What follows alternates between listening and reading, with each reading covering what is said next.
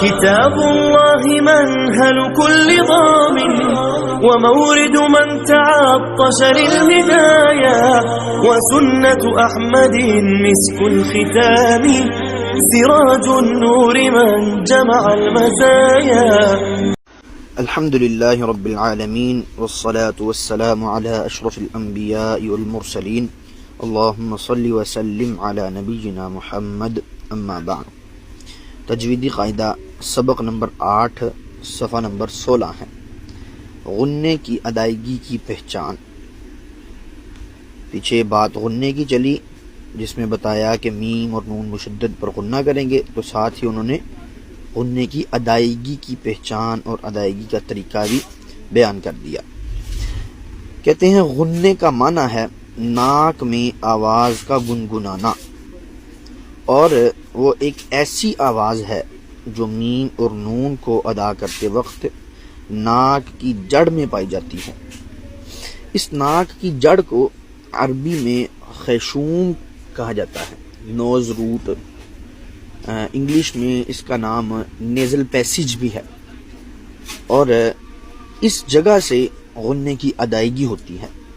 وہ گنگناہٹ سی پیدا ہوتی ہے، اور اگر غنّہ ادا کرتے وقت اگر آپ معلوم کرنا چاہیں کہ غنّہ ادا ہو رہا ہے یا نہیں، تو اگر آپ اپنے ناک کو اپنے ہاتھ سے بند کر کے غنّے کی ادائیگی کرنے کی کوشش کریں تو آپ کو معلوم ہوگا کہ گنگناہٹ سی ایک پیدا ہوگی. عموماً تو بعض مرتبہ ادائیگی نہیں ہوگی، ادائیگی کرنا مشکل ہو جائے گی اگر آپ ناک کو بالکل ہی بند کر لیتے ہیں.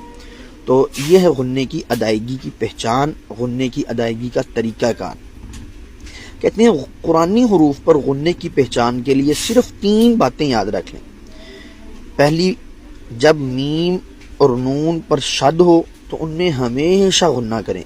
مثلا ہلم، انہن، رزقہن، لأغلبن. دوسری بات، جب جزم والی میم کے بعد میم یا با ہوں تو غنّہ کریں. مثلا الیکم مرسلون یعتصم باللہ.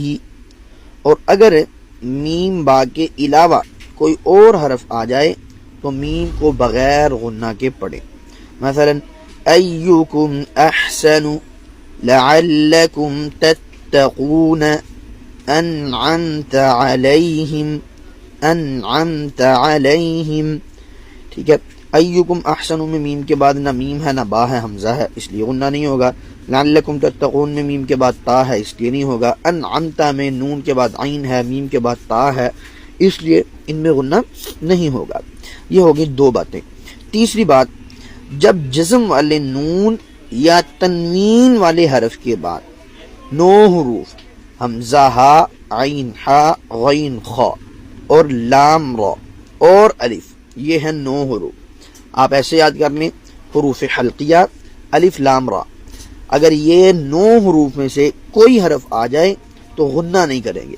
مثلا من اعطا من لدنہ، جزم والے نون یا تنوین والے حرف کے بعد ان 9 میں سے کوئی حرف آ جائے، یا یوں کہہ لیں نون ساکن اور نون تنوین کے بعد ان میں سے کوئی بھی حرف آ جائے تو غنّہ نہیں ہوگا. اور اگر ان 9 حروف کے علاوہ باقی 20 میں سے کوئی حرف آ جائے تو غنّہ کریں گے.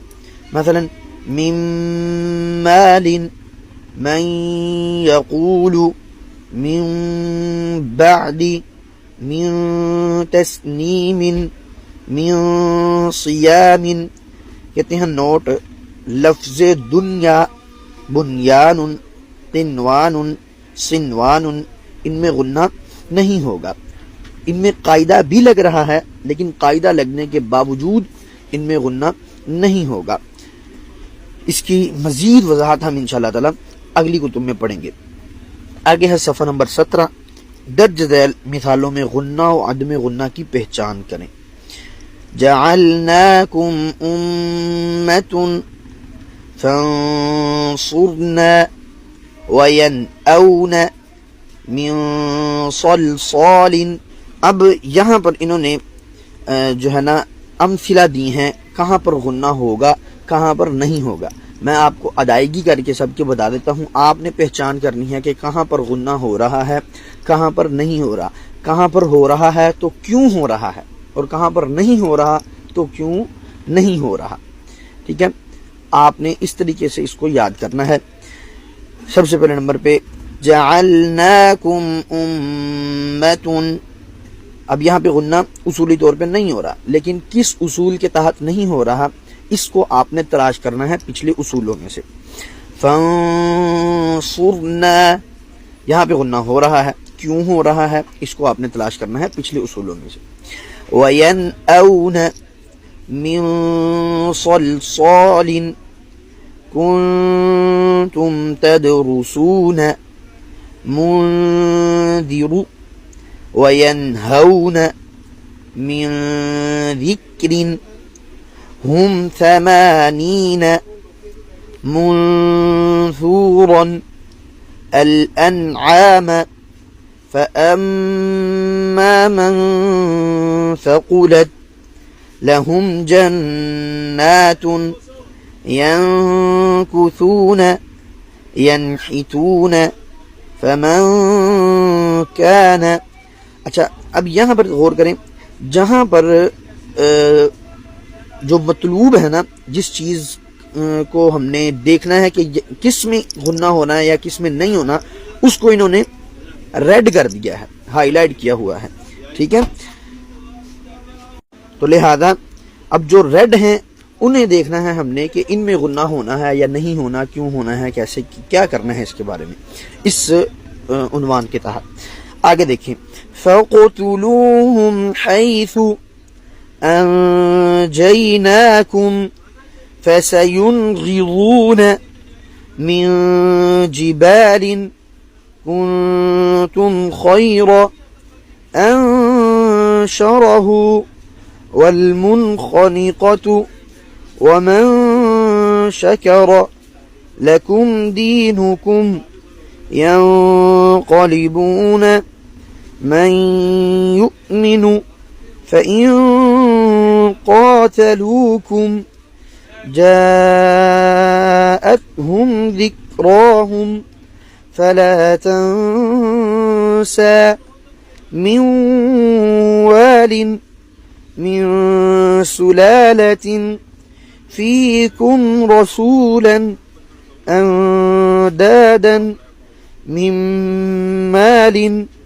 وَمَنْ دَخَلَهُ قُلُوبِهِمْ زَيْغٌ يَنْطِقُونَ مَنْ نَشَاءُ مِنْ طَيِّبَاتٍ.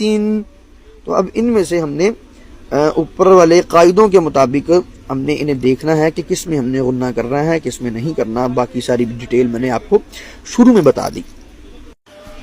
تو یہاں تک غنے کے حوالے سے جو مختصر باتیں انہوں نے کی وہ ہماری مکمل ہوئی. اگلا سبق, سبق نمبر 2 صفحہ نمبر 18 ہے. اس میں 10ویں علامت جو ہے نا, جو ہم پڑھے تھے نا کہ 10 علامتوں کے بارے میں ہم پڑھیں گے, وہ 10 علامتیں مکمل ہو رہی ہیں یہاں پر. پہلے 6 حرکات پڑھی, پھر تنوین, پھر جزم اور شد, یہ ہو گئی 9. اس کے بعد شد کے تحت ہی غنے کے بارے میں بتا دیا انہوں نے, اور اس کے بعد 10ویں علامت ہے مدات کی ادائیگی کی پہچان. اس کے مفصل قاعدے تو آگے آئیں گے جہاں پر ہم پڑھیں گے مد, قصر, توسط, طول اور مد منفصل, متصل, اور اسی طرح لازم, کلمی, مثقل, مخفف. یہ ساری باتیں نا اگلے اسباق میں ہماری آئیں گی جس میں ہم اس کو تفصیل کے ساتھ پڑھیں گے. یہاں پر مختصراً ایک پہچان کے طور پر اور ادائیگی آسان کرنے کے لیے یہاں پر مختصراً کچھ باتیں بیان کی ہیں, وہ ہم پڑھتے ہیں. مد کا معنی ہوتا ہے کھینچنا, لمبا کرنا, اور مدات 2 ہیں. نمبر 1 بڑی مد, نمبر 2 چھوٹی مد. کہتے ہیں آپ پڑھ چکے ہیں کہ کھڑی حرکات والے حروف اور حروف مدہ کو تھوڑا سا کھینچ کر پڑھا جاتا ہے. جیسے با کھڑا زبر با, با کھڑی زیر بی, با الٹی پیش بو, با بی بو, با زبر الف با, با زیر یا بی, با پیش واو بو, با بی بو. تو کہتے ہیں آئیے درج ذیل 3 باتوں کو مزید یاد کر لیں.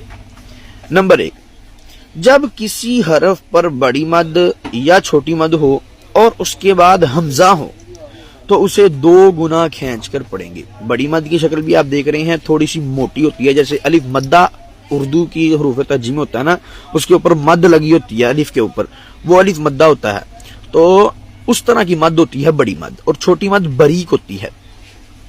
تو یہ قاعدہ انہوں نے بتا دیا کہ جب کسی حرف پر بڑی مد یا چھوٹی مد ہو اور اس کے بعد حمزہ ہو تو اسے 2 گنا کھینچ کر پڑھیں۔ عطاء سیء طروء لا الہ الا اللہ یسر لی امری توبوا الی اللہ۔ یہ جو چھوٹی مد کے بعد حمزہ ہے دوسرے کلمے میں ہو تو اس میں 2 گنا کھینچنا بھی جائز ہے اور 1 گنا کھینچنا بھی جائز ہے، جیسے لا الہ الا اللہ، لا الہ الا اللہ، یہ بھی جائز ہے، لیکن یہاں پر انہوں نے ابھی تذکرہ نہیں کیا، آگے چل کے تحفۃ القاری میں ہم انشاءاللہ تعالی اس کے بارے میں مزید پڑھیں گے۔ دوسری بات کہتے ہیں جب کسی حرف پر بڑی مد ہو اور اس کے بعد جزم یا شد والا حرف ہو تو اسے 3 گنا کھینچ کر پڑھیں گے، جیسے الآن صاد، یہ حروف مقطعات ہیں اور تہجی بھی ایسے ہی ہوتے ہیں، تو اس میں نے بتایا نا 3 حرفی ہوتے ہیں، جو 3 حرفی ہوتے ہیں ان کو زیادہ کھینچ کر پڑھتے ہیں، اور کیوں؟ اس کے اینڈ میں جزم ہوتی ہے اس لیے۔ صاد، قاف، نون، الف لام میم، ولا الضالین،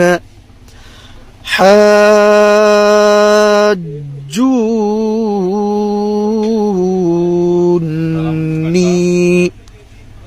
تو یہ تھی وہ بات دوسری کہ جس میں بڑی مد ہو اور اس کے بعد جزم یا سکون آ جائے تو 3 گنا کھینچ کر پڑھیں گے، یہ 3 گنا کھینچ کر پڑھنا ہے۔ اور کہتے ہیں کہ اور یاد رکھیں کہ کاف ہا یا عین صاد یعنی جو سورہ مریم کے شروع میں آتا ہے، اور ہا میم عین سین قاف جو سورہ شورا کے شروع میں آتا ہے 25ویں پارے کی پہلی صورت میں، اور لفظ ان دونوں میں حرف عین کو 2 گنا اور 3 گنا کھینچنا دونوں طرح صحیح ہے، یعنی 2 گنا بھی پڑھ سکتے ہیں اور 3 گنا بھی پڑھ سکتے ہیں۔ مثلا کاف ہا یا عین صاد، یہ 2 گنا 3 گنا اور 2 گنا بھی پڑھ سکتے ہیں، جیسے حامیم عین سین قاف۔ تو اس میں عین اصل اصول تو کیا تھا کہ اگر بعد میں جزم ہو تو 3 گنا کھینچ کے پڑھیں گے، لیکن یہاں پر دونوں طرح درست ہے، جائز ہے۔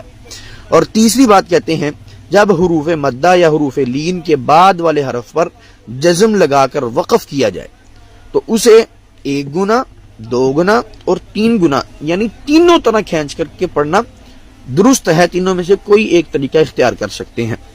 جیسے اصل میں ہے انت الوہاب، یہاں پر صرف اصولی طور پہ صرف قصر ہی ہے، یعنی 1 الف ہی کھینچا جائے گا، 1 گنا کھینچا جائے گا جو ہے نا وصل کی صورت میں وقف کیے بغیر۔ اگر یہیں پر وقف کر دیتے ہیں تو تینوں طرح درست ہے۔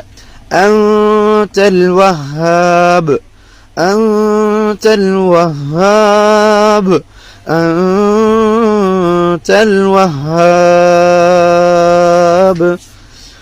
رب العالمین، وقف کی صورت میں تینوں طرح رب العالمین، رب العالمین، رب العالمین،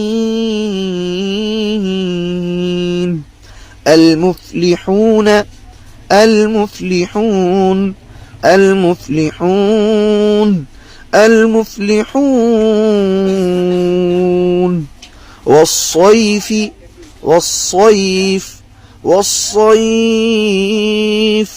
والصيف من خوف من خوف من خوف من خوف